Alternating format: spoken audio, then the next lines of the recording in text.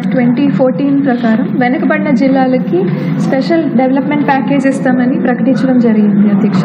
ఇందులో భాగంగా ఉమ్మడి అనంతపురం జిల్లాకి ఎంతవరకు శాంక్షన్ అయింది, అలాగే మనకి కేంద్రానికి మంచి సంబంధాలు ఉన్నాయి కాబట్టి బుందేల్ఖండ్ అండ్ ఒరిస్సాలోని కేపీకే ప్రాంతానికి స్పెషల్ ప్యాకేజీ ఇస్తున్నారు అధ్యక్ష.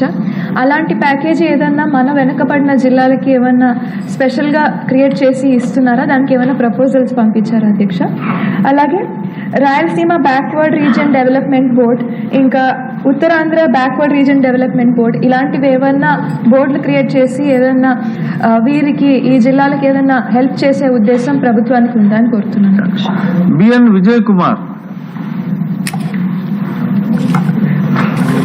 Speaker, sir. Prakasham district has been included in backward district area this year, sir, with the efforts of Honorable Chief Minister, sir. On behalf of Prakasham district, we are very grateful. Sir, I would like to know that since this district has been included this year, the Niti Aayog has said that every year 50 crores they will give to each district. Since it has been included this year, will we get 50 crores for the next 7 years? Like per district they said they will give 350 crores. Because we have started off late and probably because of the mistake of the government or because of oversight, our district was not included as in the backward district. So this year it has been included, and as per the Niti Aayog report, they are giving the 7 districts 50 crores each, 350 crores. So from this year will we get 350 crores for backward district of Andhra Pradesh, of Prakasham district, sir. And another thing I would like to bring to your notice, as per the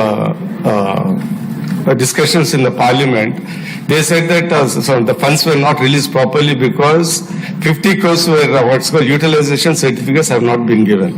But since our district, Prakasham district, has started this year and there is no question of giving utilization certificate, we request that since we have started off late, 50 crores may be immediately sanctioned, and the government, I request the government and the Honorable Finance Minister to consider giving the backlog 350 crores as per the Niti Aayog report when it was published, sir.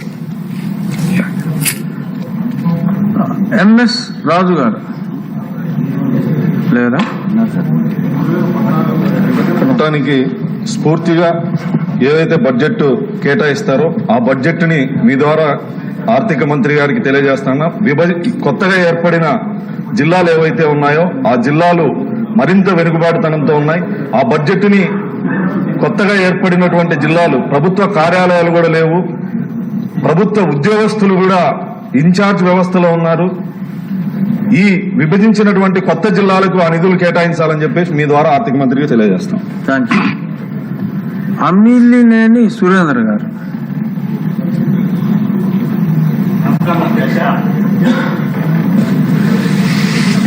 ఈరోజు ఈ సభలో మాట్లాడడానికి అవకాశం ఇచ్చిన మా ముఖ్యమంత్రి గారు నారా చంద్రబాబు నాయుడు గారికి, అలాగే నారా లోకేష్ గారికి ముఖ్యంగా ధన్యవాదాలు తెలియజేస్తున్నా. అలాగే కళ్యాణదుర్గం ప్రజలందరికీ కూడా ధన్యవాదాలు తెలియజేస్తున్నా. అధ్యక్ష, ఈరోజు మా నియోజకవర్గం సంబంధించి కొన్ని విషయాలు మాట్లాడాలి. దయచేసి నన్ను అన్ని విషయాలు లేదండి. ఈ ప్రశ్నకి సంబంధించి ఏం కావాలో అడగండి. మీ నియోజకవర్గానికి దీనికి సంబంధం లేదు. ఏం కావాలి, మీకు ఏమైనా డౌట్స్ ఉన్నవి ప్రశ్న రూపంలో గౌరవనీయులైన మంత్రి గారిని అడగండి. ఏదైనా కూడా చాలా ఎవరిలో మిగిలిన మాట్లాడుకో. చాలా సంతోషం సార్. నిన్న చంద్రబాబు నాయుడు గారు నిన్న బీటీపీ ప్రాజెక్టు పూర్తి చేస్తామని చెప్పడం నిజంగా ప్రజలందరూ కూడా అక్కడ పండుగ చేసుకుంటున్నారు. అది ఎప్పుడైతే పూర్తి అవుతుందో ప్రతి ఇంట్లో కూడా చంద్రబాబు నాయుడు గారు ఫోటో పెట్టుకుంటారు, వాళ్ళు పూజిస్తారు. అలాగే ఏదైతే ఉందో మా ప్రాంతంలో చాలా వరకు కూడా వెనుకబడిన ప్రాంతం, ఎక్కడ కూడా రోడ్లు మండల హెడ్ క్వార్టర్ నుంచి గ్రామాలకు పోయే రోడ్డు ఏ ఒక్క రోడ్డు కూడా బాగలేదు. చాలా వరకు కూడా ఇబ్బందులకు గురవుతున్నారు. వాళ్ళ హాస్పిటల్స్ రావాలంటే కూడా రాలేక ఆర్థికంగా బాగా వెనుకబడ్డారు. వాళ్ళకి రకరకాల రోగాలతో కూడా అక్కడే ఉండి ఇబ్బందులకు గురవుతున్నారు. మాకు హాస్పిటల్స్ కూడా సరైన సదుపాయాలు లేవు. అలాగే ఏదైతే ఉందో మాకు డ్రింకింగ్ వాటర్ కూడా మీరు అనుకుంటున్నట్టు ఆ ప్రాంతాల్లో ఎక్కడ కూడా తాగడానికి కూడా నీళ్లు కూడా లేవు. ఒకే ఒక ప్రాంతం అంద్రినీవా కానీ టీటీ వాటర్ కానీ రాకపోవడం, తుంగభద్ర వాటర్ రాకపోవడం కాన్ఫరెన్స్ ఏదైనా ఉందంటే మా ఉమ్మడి జిల్లాలో అది కళ్యాణదుర్గం నియోజకవర్గం అనే చెప్పగలుగుతా. దయచేసి మీ ద్వారా మా ఎవరైతే ఉన్నారో మంత్రులందరూ కూడా తెలియజేస్తున్న ఆ ప్రాంతాన్ని మీరందరూ కూడా సుపరిచితులే. ఎందుకంటే మా ఆర్థిక మంత్రి గారు పక్కనే ఉంటారు, బాగా దానిపైన అవగాహన ఉంది. అలాగే కాలువ శ్రీనివాస్ గారు కూడా పక్క నియోజకవర్గం. ఇవన్నీ కూడా అన్ని రకాలుగా కూడా అభివృద్ధి అయ్యాయి. మున్సిపాలిటీలు కూడా ఈ రోజు మున్సిపాలిటీగా ఆ రోజు అయితే ఏ రకంగా పంచాయతీగా ఉందో ఈ రోజు కూడా కళ్యాణదుర్గ ప్రాంతం మినిస్టర్ గారు కళ్యాణదుర్గ ప్రాంతం కూడా